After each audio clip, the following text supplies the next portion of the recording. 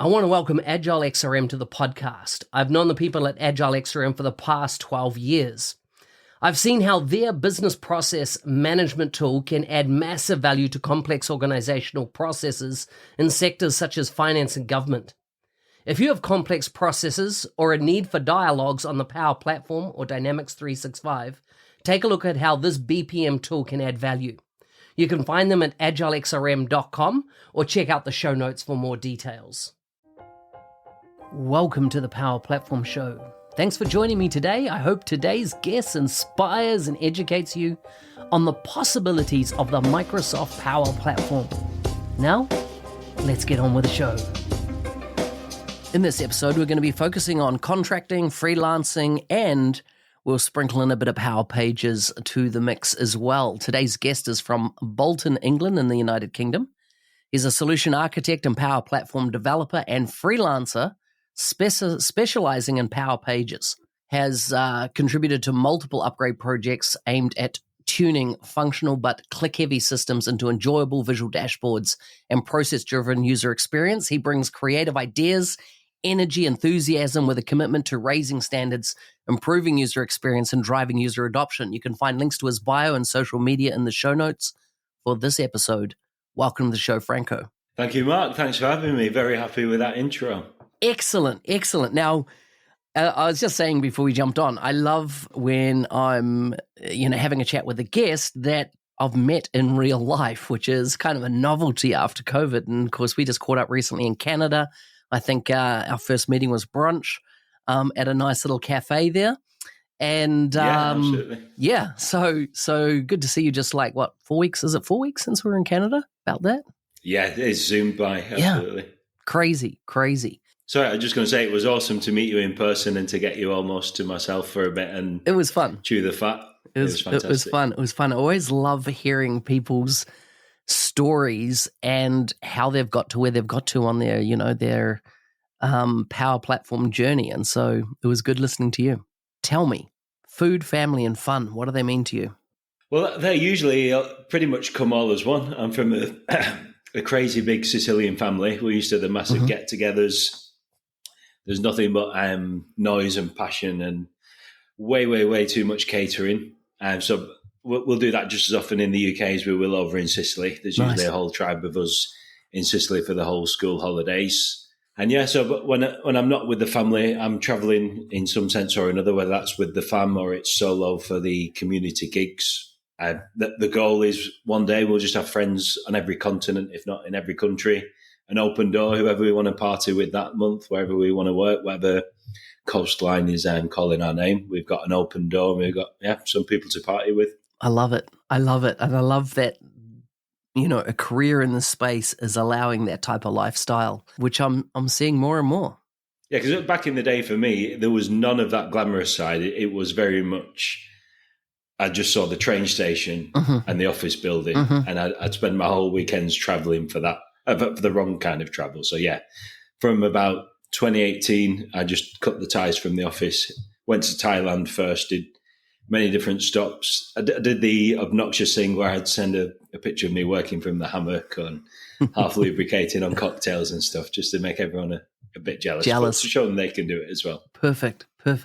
Tell us about your career journey. How did you ultimately get into what you specialize in now? But where did it really start? Where did your start in IT come about and bring us right up to modern day? Yeah, so I've had a twisty-turny journey, really. I've worked in just about every industry imaginable.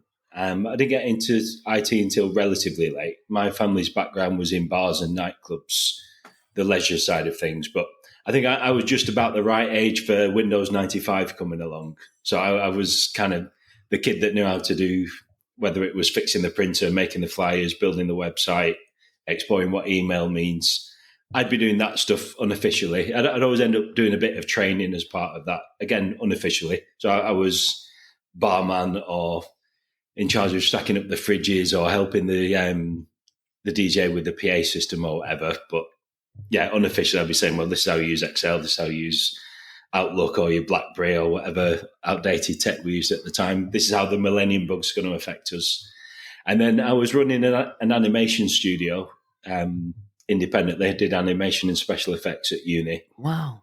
And yeah, I was just arsing about a little bit, to be honest, taking it too easy. And my dad just came in one day, threw the newspaper down as a bit of a forceful chap.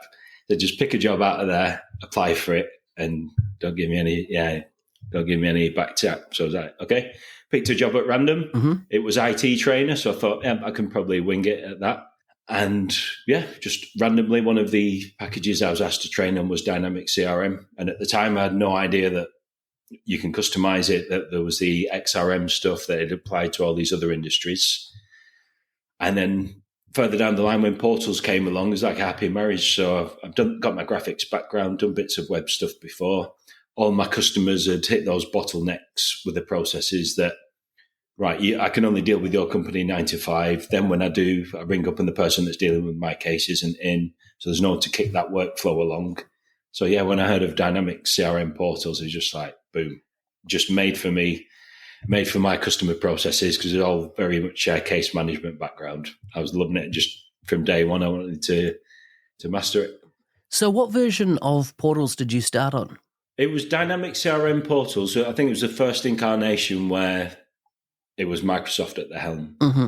So where you'd have the portal management app rather than have to do everything in code and build ASPX and that kind of thing.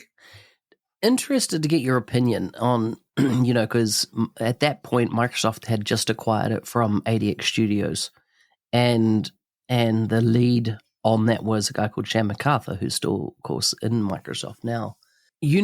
How did you feel about all the portal management being done from a model-driven app directly inside the back then the CRM interface? Yeah, well, funnily enough for me, that was ideal because I knew model-driven. Well, I don't think they were even branded as model-driven apps back then, but I knew Dynamics inside out, and I knew XRM and workflows. So yeah, it made a lot of sense to me, and it was so easy to go and explore those advanced settings. Whereas I think now we've got the shiny new design studio, and I think people have got less and less reasons to go and have a dig around at the advanced settings. So you miss a lot of the power that you get out of the box unless you know to look there. Yeah.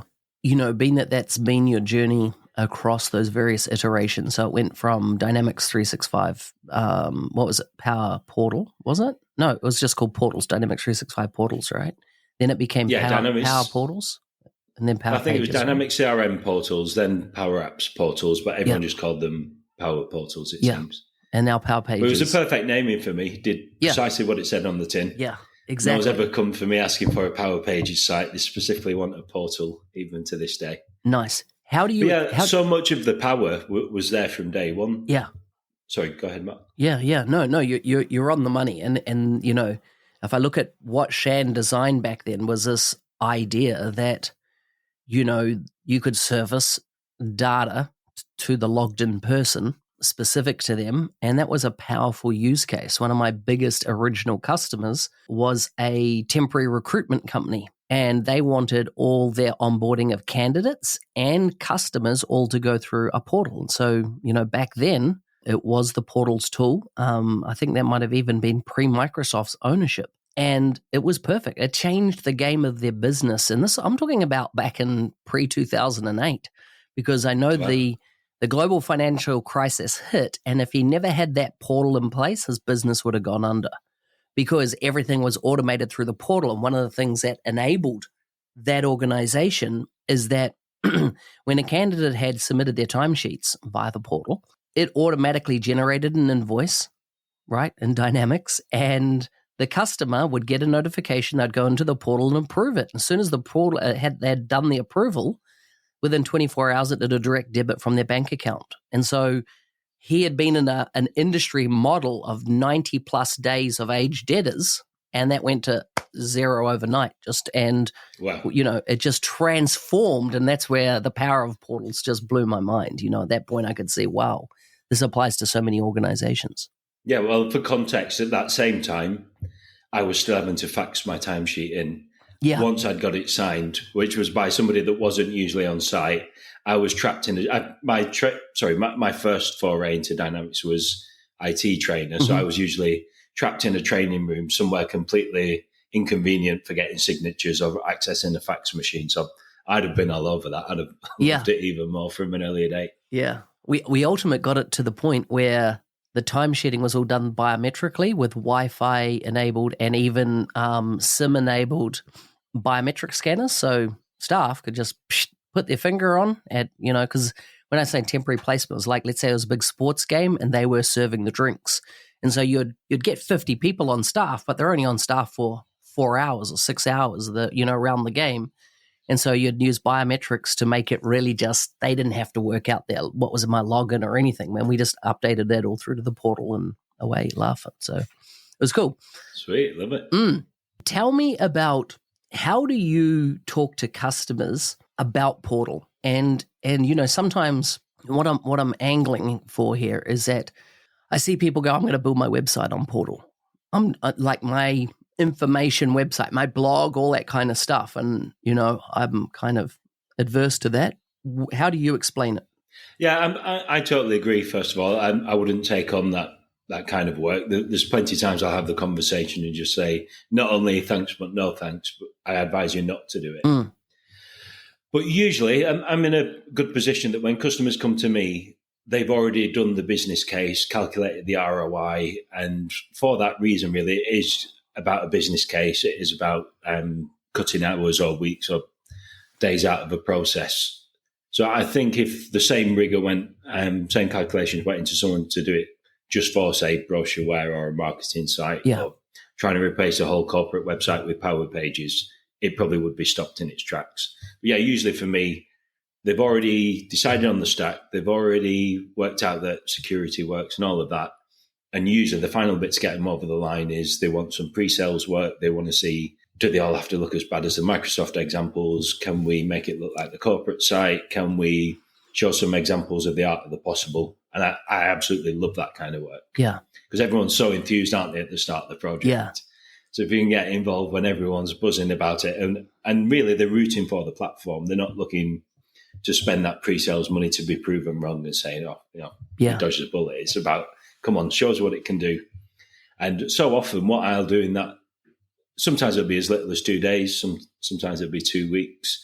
But what I'll do will be a really good glimpse into what the end project will look like. Nice. And it's more just about maybe cutting out a few click-heavy parts or working out, well, the volume is in this specific area, so that's where we're going to spend the customizations. Yeah. But I've done so many portal projects now that I've got great examples already of if you want to see an MVP portal, I've got plenty of those to show. If they want to see kind of an intermediate one, an advanced one, right up to, we've got millions to throw at this, what can it look like? So you got a portfolio. So much easier now. Yeah. Yeah. No, that's awesome. I've always said that if a Power App looks like a Power App, you've done it wrong, right? If I can see it, so you've used a Power App, tooling to do it, and I even feel it more so if I look at a portal and I know they're using Power Pages. I'm like, okay, so there's not enough design work being done, not enough UX, UI, that type of thing being incorporated into what's been done. And, I like it when the only way that I get the giveaway is to look at the URL string, right? If everything else is so schmick, right? I'm like, that's a good design portal. Yeah, 100% agree.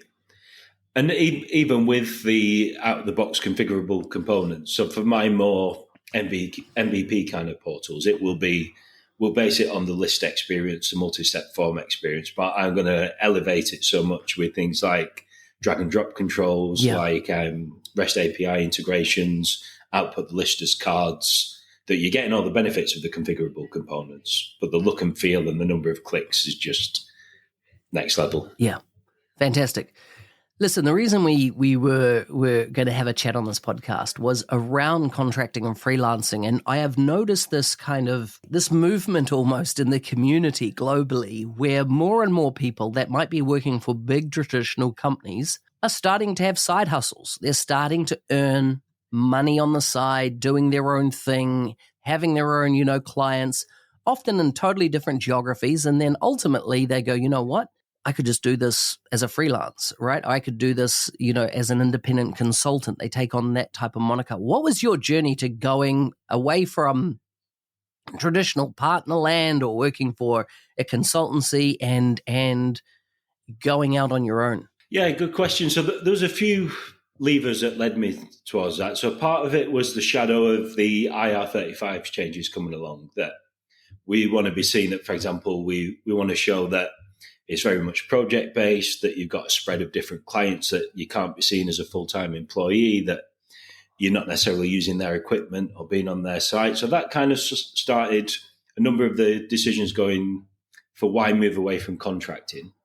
And I've never had a permanent job within the IT space, so that wasn't a decision for me. But I did find with my contracts, I was getting more and more specialized. I'd kind of, to keep the job interesting, I think I'm going to kind of reinvent or rewrite my job title each year, or sometimes less than that, every 6 months. And portals, as I said, really took my interest. So I went from being a generalist pretty much overnight from one project to the next, being a generalist Dynamics functional consultant and solution architect, over to being purely a portals developer. I've always been busy. Everything comes through LinkedIn, but ever since I specialised in Power Pages or portals at the time, that's when the phone just never stopped ringing, and I had much more command over my rate, because it was like, well, there's 200 of you that have applied for this role, so we're pretty much going to go for lowest of costs that's got some experience. Whereas now I'm bigger fish in a smaller pond, and I'm delivering very specific skills, quite often where I'm a one-person team. Whereas when I was in the contracting space, the resourcing was so bad, because there's one thing against Power Pages is there's a very small talent pool. Mm-hmm. So I'd come into the promise was that it would, right, it's a giant nationwide project, and you're going to have a team of 20, and then it turns out, well, only one of you will have the skills. 19 will be testers that have no idea what they're going to test. We'll have a PM that has no idea what a project plan for portals would look like, and maybe a BA that's never worked with portals before. So essentially, I was being paid lesser money to be a one-person team on behalf of a Microsoft partner, and I thought, well, why not do it for myself? And like so many people breaking into freelancing, I think you see as well that where the value is. So for all the busy work on a project, what is actually moving the needle? What is delivering the value to the customer? What are the pain points? What are going to be the obstacles before the project even starts? And I think there's so much value built into that. So I found if I can get on the phone with a client, I would always get the contract. Whereas if it was just based on what's on paper, what's a LinkedIn profile, what's the daily rate, maybe not as much. But yeah, I totally agree with what you said. So many people wanting to move away from it. I think there's been, away from permanent work, or at least have some career insurance. I think that feeling of job security you get with a permanent role has definitely been shaken up in the last couple of years. The amount of layoffs have been, like you say, or even if it's side hustles, everyone feels the cost of living increase. It's bonkers when you think, well, I could work an extra 50 days this year in my permanent role and maybe just about break even. Or even when I was contracting, I'd offer to do overtime to pick up the slack, and that would be met with suspicion. Well, why would you want to do that? What do you think is going wrong? And I can see the problem in the project. I'm trying to fix it. If you want to hold me back, I don't understand where that's coming from. So yeah, I think people in permanent jobs would probably get similar reluctance. That's why you got to start to look outside. And I think the better you are, the better you treat customer, the nicer taste you leave in the mouth, the easier it is to get that ongoing work. So I'd always get the question, in fact, during contracts, what's the off-ramp sort of thing? So you deliver this for us, we go live, we've not got an internal team that's skilled up in portals. How do we have that ongoing relationship with you? So when I did break into freelancing, I pretty much had a backlog of customers that did always want some ongoing work. So I'm going to ask you some specific questions around the mechanics of freelancing. And it's just so that folks listening can start, if they're thinking this way, they can start, learning. Do you have your own site where people can go and see a portfolio of your work that you can point to if you're on a call with somebody and they're like, what would you do here? And you've got examples. Is that what you've got set up? Yeah, I've pretty much got a portfolio of examples, but I never just share out the links. No. It's get on a call with me and I'll walk you through it, because I want to make sure, first of all, that I'm hearing your pain points in your own Yes. language. So even if you don't go ahead with me, I've still got some value out of the call. Yeah. And I want to highlight while I'm showing you, here are the pain points, here are the bits that really took the effort, here are the bits that are the massive time savers. Yeah. And so then when carry on. Sorry, I'd just say I'd highly recommend whenever you can get in conversation with a potential customer, do that. Don't just rely on emails or job posts or whatever. Perfect. How do you work out how you're going to bill or invoice the customer? Or actually, let's start at the quoting stage. Do you do pricing for the, what I call outcomes-based pricing? So, hey, this is what you've asked for. It is X, and you'll handle your time, etc. And these will be the milestone deliverables, blah, blah, blah. Or do you go, hey, my rate is X per hour, and it's going to be, I estimate X number of hours, and if it goes over, it'll be more. If it goes less, it will be less. How do you handle those type of sizing a project, from a financial perspective for yourself? Yeah, so again, there's a lot of conversation that goes into that, but it's probably a blend of the two, largely. That I'm much keener on the value-based pricing and the outcome-based pricing, but still, clients will still want some idea of how many days does that work out as, and what's the daily rate. And again, I'll field a lot of inquiries by I'll put them off with the day rate, and that's sounding obnoxious, but but perfect. Plenty of people will say, well, why don't you just do it for half the price and get the extra exposure? I've done all that nonsense in contracting. Whereas for me, I know I'm going to deliver a fantastic product. I know that all my clients become repeat customers. Yeah. So I'm happy to be kind of reassuringly expensive. Yeah. Perfect. How do you? I take it you work across any geography. So you although you're based in the UK, you work on US gigs. You work on really wherever the work is, right? I would assume in today's world, there's no reason, there's no time zone conflict or anything like that would really allow you to work anywhere on any project. Absolutely, yeah. So I've worked in Thailand for UK customers, and that worked really nicely. Just because I happen to want to go to Thailand, but we'd have, say, our offshore Indian development team, they'd do certain hours, do a drop to me, I'd QA it, provide some feedback, add some value before the UK team come online. Yeah. And that coincidental, it sounds like it was beautifully planned. It was totally coincidental, but it was just a really well-oiled machine. But so my customer base is probably equal parts Norwegian, US, and UK. Wow. And you mentioned there the offshore development center. So in the scenario that the customer doesn't have a whole team, can you bring to the table resources that you've got relationships with also then that help build out a delivery team if you needed it? Yeah, absolutely. And again, this is probably going to sound obnoxious, but usually the scenarios where I am having to interface with an offshore team, it's usually a hindrance as opposed to a help. Right. And I'm going to qualify that by saying the gap that I see so much in the portal space is that, first of all, lack of any customer experience. Yeah. So plenty of people that have delivered the out of the box precisely as it is in the Microsoft certification. Or I don't know whether it's a cultural difference or what, but people that can build what's spec'd out in a blueprint or a technical spec. Yeah. Whereas for me, the value is in being able to know what that blueprint should be. How do I take the customer goals and translate that into, well, we should build this. It means that form, these lists, this bit's custom. Yeah. So usually, but I would be writing out the spec, spending longer doing so than what it would take me to build it. To then have to train up the offshore resource to say, well, this is how you do that. These are configurable options. These are the course. You haven't done front-end development before. So it usually meant me being the one-person team was much better value for the customer. Yeah. But I have got some subcontractors in mind that I've leaned on from time to time. Nice. But they're all onshore as it happens. Yeah, makes sense.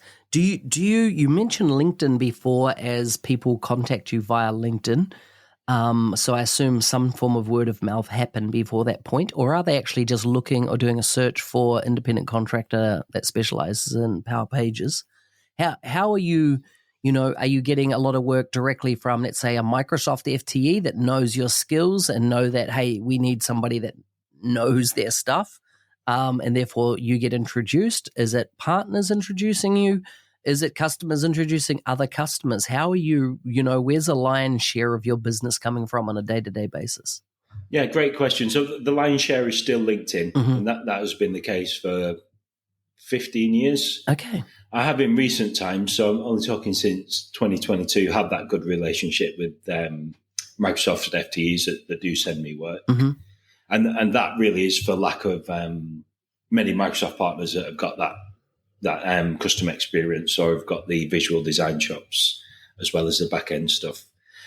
I'm getting a lot out of the community as well. So happy to give, happy to help and mentor and train people up and do the conference talks, but it does all come back indirectly with work. So all good. So for example, randomly enough, all the Norwegian work that I get in results from going to Scottish Summit in 2021, I think it was. Wow. Just randomly bumped into my good friend Ulrike Ekebeck and the awesome table full of Norwegians just instantly like, oh, Franco's here, he speaks English. We just instantly switched. Wow. Carried on their technical in-depth conversation. Yep. I apologise that their English was only 99.999999%. Yeah, of course, perfect. I was just in awe of them. Yeah. And just such cool people, really nice to do business with, totally laid back. Yeah, absolutely my kind of people. So that's an interesting thing. Do you find that, going to the community conferences, the Microsoft conferences, etc., getting a speaking slot, that also helps increase your exposure and your potential, audience base? 100%. So I immediately, for example, someone comes to me looking for advanced Power Automate work, I'd be thinking Paul Morana, Damo Bird. And that's precisely because they're giving so much to the community. Yeah. I've attended their sessions, been wowed by them. It's kind of humbling because I thought I was pretty good at Power Automate. Like, wow, right, no, you just shown without being cocky about it. Yeah. You are leagues ahead of me. Or Business Central, recently done some work with Mary Myers, just immediately thought, well, community content, Business Central, it's got to be Mary Myers. So yeah, it definitely helps. Yeah. But I think more so if you've got that specialism that springs to mind. So like, for example, the Power Automate, the VC, it was much harder, for example, to recommend me when I was a Dynamics functional consultant. Yes. Because it's an incredible skill set and a really exciting role. But when you think there's so many hundreds of people, it doesn't usually come across that, because I connect a lot of people with work. Yeah. It never tends to be like, Franco, do you know a really good all-rounder? It is someone that is all about the finance or all about the insurance industry or is it all about a particular Power Platform tool, maybe a Power BI person and not just a generalist. Yeah. And I think if you're going into freelance, that's probably the easiest way to make the mark. Final question, top five bits of advice you would give to somebody that bumped into you in a conference and said, Franco, I'm wanting to go independent. What are the first 5 things I need to do? I would say pick your deadline, build your runway leading up to that. So how are you going to have plenty of customers that want to do repeat business with you by that point in time? Look back through your recent project. What was the value add? And do a bit of a case study on your LinkedIn profile. So loads of people that do reach out for mentorship with how to find work through LinkedIn. First thing I'll do, go and check out the profile. They haven't got any specialism mentioned. They've maybe got just a one-liner, worked here between these dates, worked here between these dates. Nothing about, here's what I contributed, here are the challenges, here was the ROI.